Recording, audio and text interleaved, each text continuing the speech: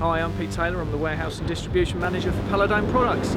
So this morning, if we can take you through the flow of stock through our DC to our customers.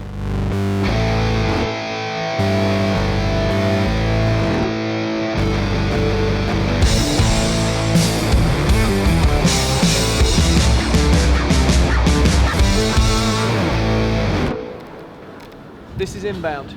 This is where everything comes in. Everything's a loose carton, so everything is a box that needs stacking onto a pallet. Where we used to be in the old site, this meant that we had containers in a yard, people in the back of containers coming out of containers. What it means now is we have the pleasure of dock levelers. Seems like a small thing to most people. To us, it's a big thing. It means we can back a box up, we can put the leveler on, we put the boxes straight onto the pallet comes off, and we wrap it. Automated wrapping is something that we've moved on to.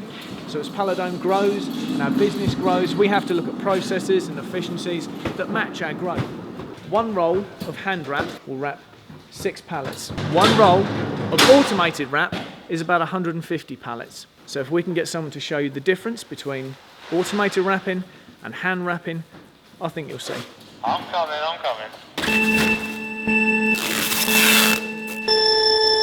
Plastic is stretched up to 300% just to get it onto a pallet. Massive gain for us. So the rental is paid for by the savings in plastic and that man having a heart attack.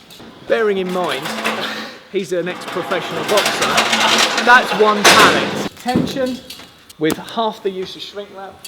Environmentally, massive gain. And the tension on that one, size of him and tension of him. So our pallets were not designed for this wrapping. The V&A trucks that we use are very, very narrow aisle. So V&A is very narrow aisle. We have very little tolerance between pallet in situ and pallet in transit.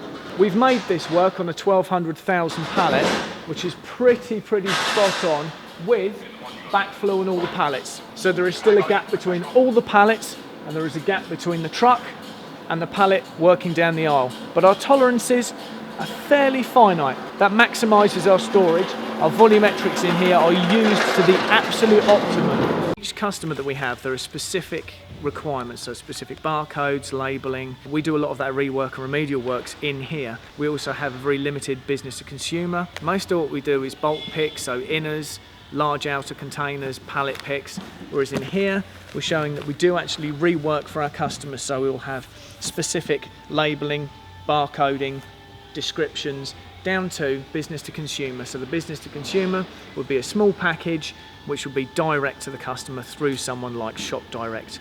The next and exciting part is the outbound when we give it to the customers. Before and in the old site, all load from a car park, all load on a counterbalance and all load in all weathers. British summertime, the 4 days that we have, doesn't give us the most optimum for loading.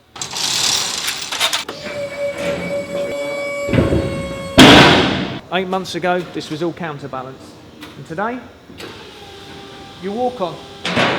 One guy, a low-cost pump truck, a dock leveler, and he can probably load the whole of this, 24 pallets, within 20 to 25 minutes. In a yard, you're looking at 45 minutes with a big expensive piece of kit. We've recently fitted new LED lights onto all the dock levelers.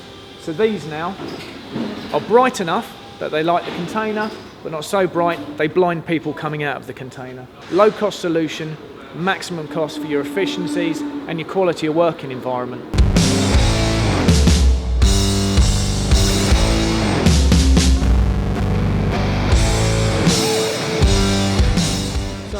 To summarise what we do, it comes in, it gets stored, it gets picked, remedial works if we need to, it gets shipped. Sounds quite simple, but it's simple with really cool stuff.